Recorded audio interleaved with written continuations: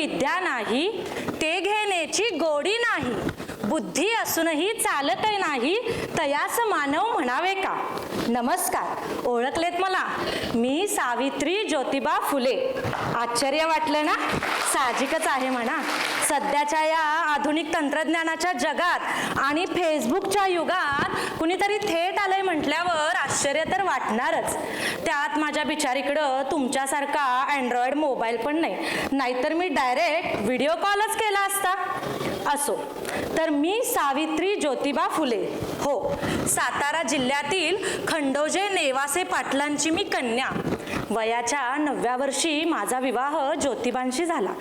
लग्नानंतर हळूहळू माझ्या लक्षात आलं, ज्या पुरुषाशी आपला विवाह झाला आहे तो कोणी सर्वसामान्य पुरुष नाही, तर लाखो करोडोंना ऊर्जा देणारा क्रांतीसूर्य आहे. 1 जानेवारी 1848ला पुण्यामध्ये सर्व धर्मियांसाठी जी पहिली शाळा काढली ती आमच्या धनींनीच. आणि त्या शाळेतील मी पहिली शिक्षिका आणि मुख्याध्यापिका सुद्धा. शिक्षण हे दूध आहे वाघिणीचं, शिक्षण हे दूध आहे वाघिणीचं, आणि ते मी माझ्या लेकरांना देणार होते.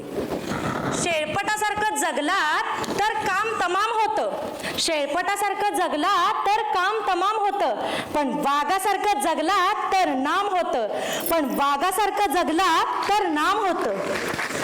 कार्य खडतर होतं, जोखमीचं होतं, पण आम्ही सुद्धा मावळ प्रांतातील शिवरायांचे वंशज होतो.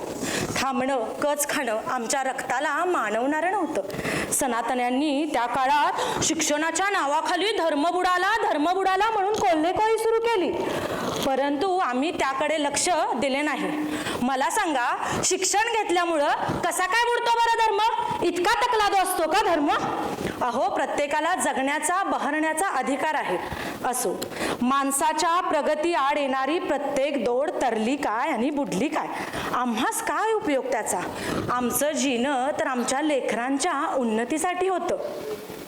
आम्ही स्त्रियांसाठी शाळा काढल्या.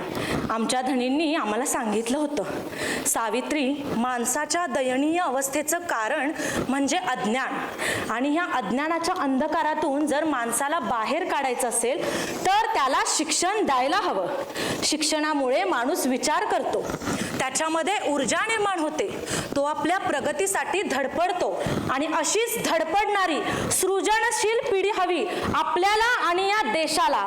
भारताला गतवैभव प्राप्त करून देण्यासाठी शिक्षणाशिवाय तरणोपाय नाही.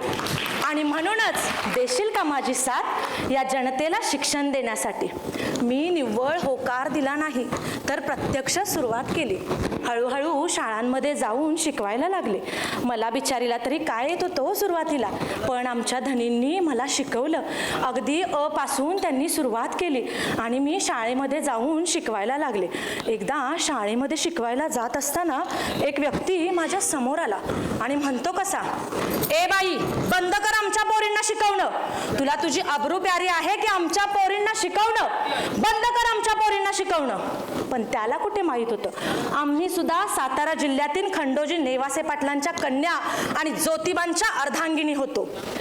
त्याच्या कानाखाली सनसनीत जाळ काढताच भर दिवसा त्याच्या डोळ्यासमोर काजवे चमकले आणि त्या क्षणी त्याला सुनावलं, आत्ता समोर आलायस तर थोबाड फुटलंय, इथून पुढे जर माझ्या समोर आलास तर तुझ्या रक्तानं ही धरती रंगवीन.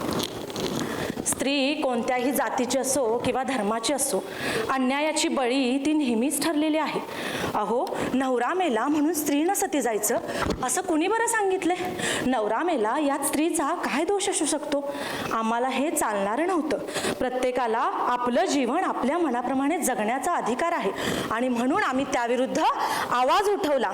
आणि याचाच परिणाम म्हणून इंग्रज सरकारने 1861 मध्ये सतीबंदीचा कायदा केला. स्त्रियांनो, आम्ही लावलेला हा शिक्षणाच्या रोपट्याचा आज झालेला वटवृक्ष पाहता मला खूप अभिमान वाटतो. खरं सांगू मैत्रिणींनो, आज जेव्हा मी तुम्हाला इथं बघते ना, मला तुमचा अभिमान वाटतो. अहो, रिक्षापासून ते अंतरिक्षापर्यंत तुम्ही पुरुषांच्या बरोबरीने आपल्या अलौकिक कार्याचा ठसा उमटवत आहात, उंच भरारी घेत आहात. पण एकीकडे तुमच्या प्रगतीपथावरची गौरवशाही वाटचाल अधोरेखित करताना दुसरीकडे मात्र एक विधान विदारक चित्र दृष्टीपथास येतं आणि हे भयावह चित्र पाहून मला रावलं नाही, म्हणून इथपर्यंत यावं लागलं. मैत्रिणींनो, आजही रस्त्यावर लुटली जाते स्त्रियांची अब्रू, त्यांच्यावर अत्याचार, हिंसाचार केले जातात. निर्मनुष्य ठिकाणी असणारा कॅमेरा सांगतो की आजची स्त्री असुरक्षित आहे. मला सांगा, 21व्या शतकात काय फरक पडला? एकीकडे डिजिटल इंडियाचे नारे वाजतात, तर दुसरीकडे आमच्याच आई बहिणींचे मुडदे पडतायत. काय म्हणावं याला? हीच का ती स्त्री क्रांती? विज्ञान तंत्रज्ञानाची प्रगती? की काय म्हणावं याला? भारतीय संस्कृतीची विकृती? सह्याद्रीच्या ज्या कडाकपारामध्ये महाराजांच्या घोड्यांच्या टापांचा आवाज घुमत होता, त्याच कड्याकपारांमध्ये आज आम्हाला वेदनादायक किंचाळे ऐकू येत आहेत. वाचवा वाचवा म्हणून साद घालत आहेत. म्हणून गरज आहे स्त्रियांना संरक्षण देण्याची. आम्हाला वाटलं एक स्त्री शिकली तर ती बुरसटलेल्या विचारातून बाहेर येईल, संपूर्ण घरदार पुढे येईल. पण आमची आशा खोटी ठरली. मैत्रिणींनो, ज्ञानालाच आहे मान, ज्ञानालाच आहे मान, ज्ञानाचाच होई सन्मान, ज्ञानाचाच होई सन्मान.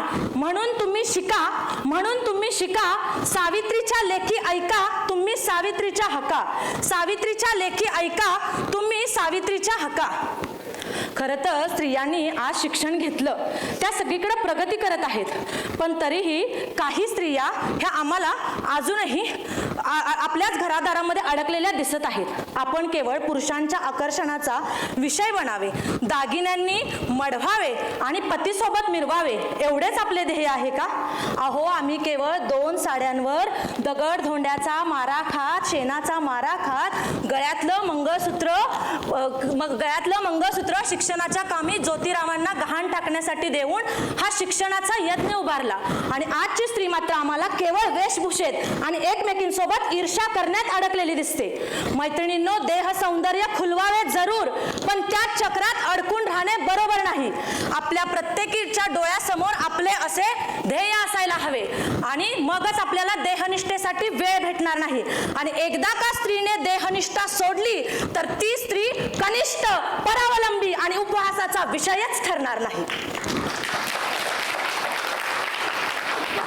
अहो, पहिली कार्टी वीज कडाडली, पहिली कार्टी वीज कडाली, दुसरी कपाळकंठी धरणी दुभंगली. एका वंशाच्या दिव्यासाठी, एका वंशाच्या दिव्यासाठी स्त्रीने स्त्रीची भ्रूण हत्या केली. स्त्री जन्मा सफल तुझी कहाणी, स्त्री जन्मा सफल तुझी कहाणी. आजही तुमच्यातल्या काही स्त्रिया उद्याच्या उमलणाऱ्या कळ्यांना आपल्याच गर्भामध्ये कुस्करून टाकण्यास रक्ताळलेल्या हातांनी धजावत आहेत. अगदी हाताच्या बोटावर मोजण्या इतक्या स्त्रिया स्त्रीभ्रूण हत्या रोखण्यासाठी प्रयत्न करतात आणि बाकीच्यांनी गंमत बघावी असं व्हायला नको. म्हणून सांगते, बाळांनो, वेळीच सावध व्हा. तुमच्या प्रत्येकातली सावित्री बाहेर येऊ द्या, कारण स्त्रीभ्रूण हत्या हा एक ज्वलंत सामाजिक प्रश्न आहे. खरं तर आपण पुरुषांच्या बंधनामध्ये अडकलेलो आहे, परंतु त्याच पुरुषांना मी सांगू इच्छिते, जिजाऊ, सावित्री, रमाई यांचे भाषणातून गोडवे गाण्यापेक्षा भाषणातून, घोषणातून स्त्री कर्तृत्वाची सुमणे उधळण्यापेक्षा मला तुमच्या सगळ्यांमध्ये ज्योतिबा फुले दिसू देत. येणारी पिढी नव्याने उदयास येत आहेत, त्यांना मानाने, आत्मसन्मानाने जगू द्या. आणि मी पुरुषांना आव्हान करते, तुम्ही कितीही अमान्य केलं, तुम्ही स्त्री कर्तृत्व कितीही अमान्य केलं, तरी स्त्री ही अनंत काळाची माता असून ती सकल मानव जातीची निर्माती आहे. त्यामुळे स्त्रियांना संरक्षण द्या, त्यांचा सन्मान करा. जाता जाता माझ्या सख्यांना, माझ्या मैत्रिणींना मी एवढंच आव्हान करेन, बाई ग, मुक्ती कोणाची व्हायची असेल तर ती आपली व्हायला हवी. मुक्ती कोणाची व्हायची असेल तर ती आपली व्हायला हवी. अहो, पूर्वीची स्त्री शिकत नव्हती, ती घरामध्येच राबायची. त्याग, संयम, निष्ठा या तीन दगडाच्या चुलीवर ती झिजत राहायची. पण आजची स्त्री शिकली, ती घराबाहेर पडली, पण तरीही आजही ती घरांमधल्या बंधनामध्ये अडकताना दिसते, घरातल्या रूढी परंपरांना खतपाणी घालताना दिसते. हे आम्हाला खपणार नाही. तुम्ही शिक्षणाचा आपल्या सोयीप्रमाणे वापर करता, हे आम्हाला चालणार नाही. प्रत्येक स्त्रीनं पुढे यायला हवं. स्वातंत्र्य हवंय ना तुम्हाला, मग रूढी परंपरांचा अंत करायलाही शिका. ज्या रूढी परंपरा समाजाच्या प्रगतीत आड येतात त्यांना तुम्ही त्यांचा नायनाट करून टाका. आणि आपली मुक्ती करा. मुक्ती कोणाची व्हायची असेल तर ती बाईची व्हायला हवी. कशातून?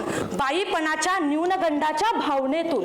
हो, बाईपणातून मुक्ती असे मी मुळीच म्हणणार नाही, कारण निसर्गानं दिलेलं वेगळंपण आहे ते, आणि ते तसंच राहणार. पण वेगळेपणा म्हणजे कमीपणा नव्हे. वेगळेपणा म्हणजे कमीपणा नव्हे. उलट उलट बाईपणाचा सार्थ अभिमान वाटायला हवा बाईला. बाईपणाचा सार्थ अभिमान वाटायला हवा बाईला, आणि आदर वाटायला हवा त्या पुरुषाला, अधिक्षेप नव्हे. शेवटी जाता जाता आशा व्यक्त करते, दूर त्या क्षितिजाच्या वाटेवरती, दूर त्या क्षितिजाच्या वाटेवरती दिसू लागतील शाहू फुले आंबेडकरांच्या विचारांची पाऊले. दूर त्या क्षितिजाच्या वाटेवरती दिसू लागतील शाहू फुले आंबेडकरांच्या विचारांची पाऊले. येते मी सावित्री ज्योतिबा फुले, येते मी सावित्री ज्योतिबा फुले.